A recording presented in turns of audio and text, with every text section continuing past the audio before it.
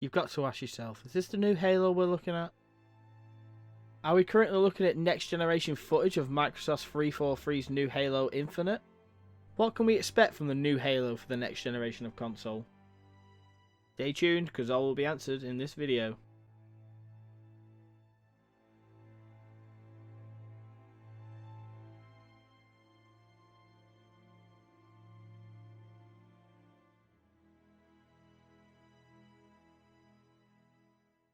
So let me start off by saying no, this is unfortunately not the game footage for Halo Infinite. This was made by the amazingly creative Jack McClive over at Quixel. He built this from the ground up in the Unreal 4 engine, and the link to the video will be down in the description. I highly recommend you go and watch it because it is absolutely amazing to watch from start to finish how he comes about to make it. So anyway, back to Halo Infinite.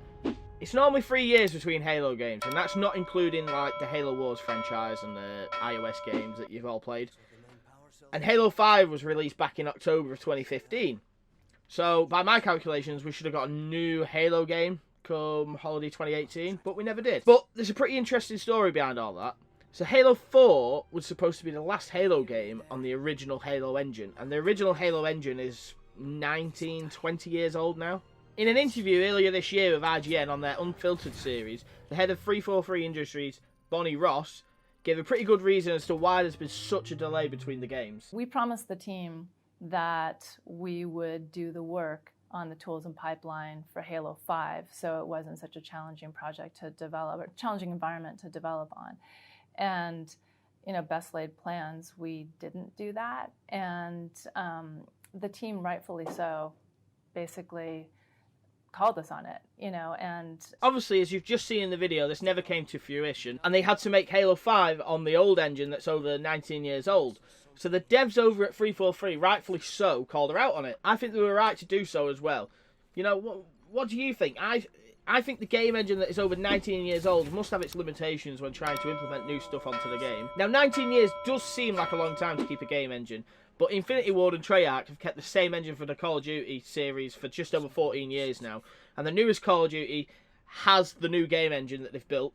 And you can tell just by the difference in last year's Call of Duty to this year's Call of Duty how much better it is. So the making of the new engine explains the long wait for the next installment of the much-loved franchise. Because I don't think implementing a new game engine can be done overnight, not even for the giant that is Microsoft. So with a new game engine comes new possibilities. Are we about to see an open-world Halo game?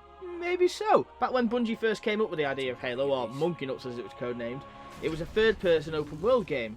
So 343 could, probably are, taking a bit of inspiration from this. At the Halo Discovery Outpost event that Microsoft ran earlier this year, it showed off a few things, and one of them being the ring experience. Now this is where I'm getting the idea that it may be an open world game. It was a cinematic experience that saw you sit inside a dome, you know, with the projectors all up there, and had you flying in a vehicle called the Honeybee around the Zeta Halo ring. They fly you around showing you off all the different aspects of the Halo ring, all the different biomes, all the different animals, and you also go down into the Forerunners experience.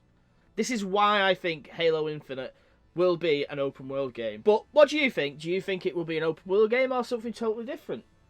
Let me know down in the comments. That's it from me today, but if you want to know anything more on Halo and you like this video, leave a thumbs up, let me know if you liked it in the comments below, and we can make some more.